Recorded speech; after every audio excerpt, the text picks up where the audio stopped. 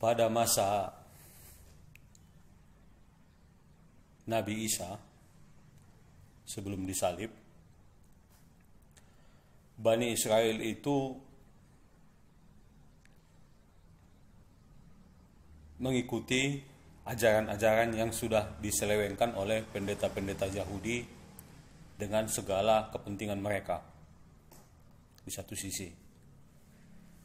Sisi kedua, Bani Israel yang beriman kepada Allah mengikuti ajaran yang disampaikan oleh Nabi Isa. Di sisi ketiga, penguasa wilayah hari itu adalah Kekaisaran Romawi. Mereka itu adalah penyembah dewa. Penyembah dewa. Mereka pada prinsipnya tidak memaksakan agama mereka. Tetapi mereka itu lebih banyak ke penguasaan wilayah. Sehingga kehadiran para pendeta Yahudi bagi mereka itu tidak mengusik, tidak mengganggu.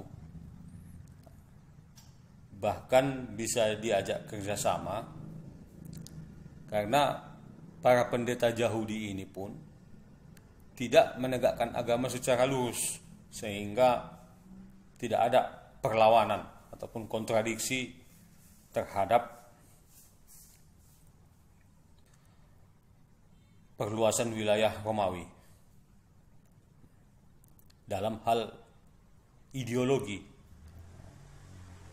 Jadi kalaupun ada peperangan antara Yahudi dengan Romawi, itu lebih banyak ke perluasan wilayah.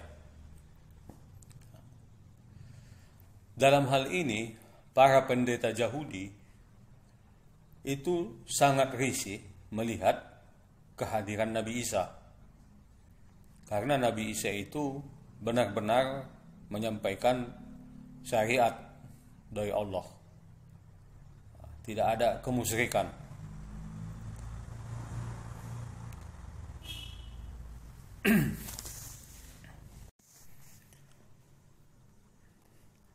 Pendeta Yahudi menyebutkan Nabi Isa itu adalah Tuhan ataupun anak Allah, anak Tuhan.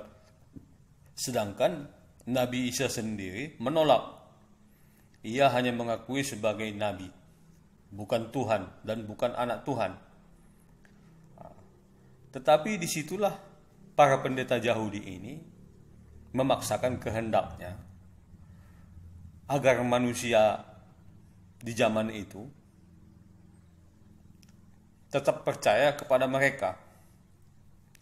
Itulah upaya menyelewengkan kehadiran atau menolak kehadiran Nabi Isa sebagai nabi bagi Bani Israel. Justru mereka menempatkannya pada posisi yang salah, menjadikan Nabi Isa itu sebagai Tuhan ataupun anak Tuhan.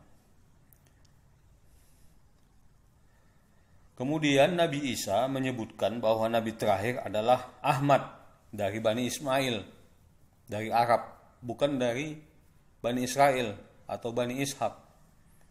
Sehingga para pendeta Yahudi ini bersepakat untuk membunuh Nabi Isa, tapi dengan memakai jasa tentara Romawi.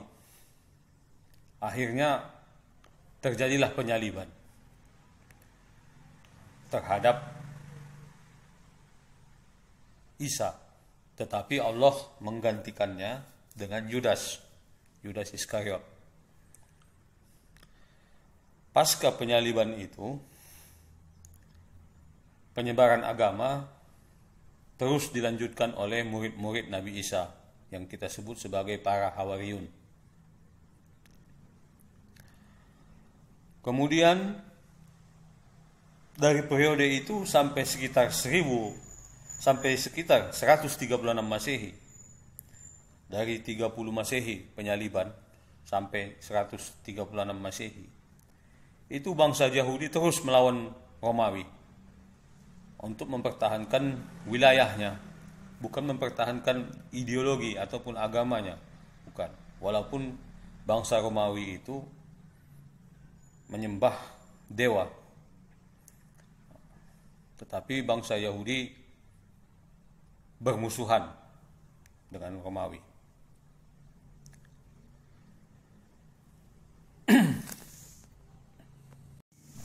Assalamualaikum warahmatullahi wabarakatuh. Ada peristiwa Ashabul Kahfi yang terjadi pada 137 Masehi. Ashabul Kahfi ini, 7 pemuda dalam gua ini, sebagai suatu petunjuk bagi kaum Nasrani, karena